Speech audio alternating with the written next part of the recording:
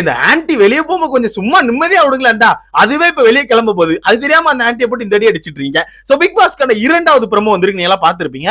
அந்த இதுல என்ன கண்டென்ட் இருக்கு எனக்கு புரியல. கமல் சார் கேக்குறாரு, இந்த பொட்டியை ஒரு ஆள் எடுத்துட்டு போயிட்டாங்க, யார் எடுத்துட்டு போயிருந்தா நல்லா இருந்துரும், இல்ல யார் எடுத்துட்டு போயிருக்கலாம் அப்படின்னு சொல்லி கேட்கும் போது முக்காவாசி பேர் இந்த வீட்டுக்குள்ள பாத்தீங்கன்னா விசித்ரா மேம் எடுத்திருக்கலாம், விசித்ரா மேம் எடுத்துக்கலாம். விசித்ரா இப்படி முழிக்கிறாங்க. நானே டைட்டில் அடிக்கிற உட்கார்ந்து இருக்கேன், நீங்க என்ன சொல்றீங்களான்னு சொல்லிட்டு பாத்துட்டு இருக்காங்க. இதுல மாயா ஒரு ஆக்டிங் பண்ணா நீங்க கவனிச்சிருப்பீங்க. மாயா வந்து எந்திரிச்சு, சார் பொட்டி பாத்தீங்கன்னா நான் தான் சார் எடுத்திருக்கணும், நான் தான் சார் மிஸ் பண்ணிட்டேன்னு சொல்லி ஒரு உருட்டு விட்டுறாங்க. அம்மா நீ உட்கார்ந்து பூர்ணிமாவை கிளப்புன்னு கிளப்பி பொட்டி எடுத்துட்டு போங்க, பொட்டி எடுத்துட்டு போய் எனக்கு ஓட்டு போடுங்கன்னு சொல்லி கிளப்பி போட்டு இப்போ உட்காந்துட்டு நான் தான் எடுத்திருக்கணும் அப்படின்னு ஒரு உருட்டு சிம்பத்தி. இந்த வாரம் பாத்தீங்கன்னா பயமான சிம்பத்தி இருக்கும். ஏன்னா நம்ம தாயம்மா வேற எவிக்டாய் வெளியே போறாங்க, உங்களுக்கு தெரிஞ்சிருக்கும். சோ தாயம்மா ஓட்டு, பூர்ணிமா ஓட்டு, எல்லா ஓட்டையும் மாயாவுக்கு வரப்போகுது. மாயா வந்து டெய்லி ஒவ்வொருத்தரை பத்தி யோசிப்பாங்க.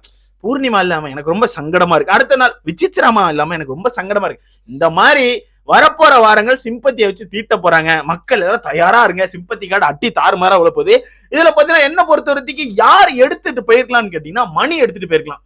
சோ அவர் வந்து பினான்சியலி எனக்கு தெரியல அவர் எப்படின்னு சொல்லி, பட் மணி எடுத்துட்டு போயிருந்தா பெஸ்டா இருந்திருக்கும் எனக்கு தோணுது. ஏன்னா விஜயவர்மாலாம் ஆள் லத்த கை தான், பிரச்சனை இல்லை. விசித்ராவுமே பயங்கரமான ஆளு, மாயாகியான் எல்லாருமே ஓகே தான். இதுல எனக்கு தெரிஞ்சு மணி எடுத்துட்டு போயிருந்தா நல்லா இருந்திருக்கும் எனக்கு தோணுச்சு. பட் மணி வந்து ஒரே கான்பிடண்டா இருந்தாரு, எனக்கு வேணாங்க, எனக்கு பொட்டி வேணாம், நான் வந்து ஃபைனல் தான், டைரக்டா ரவினா அங்க பாக்கேன்னு சொல்லியிருக்கான், அந்த இடத்துக்கு தான் போயின்னு சொல்லி ஒரு முடிவோட இருக்காரு.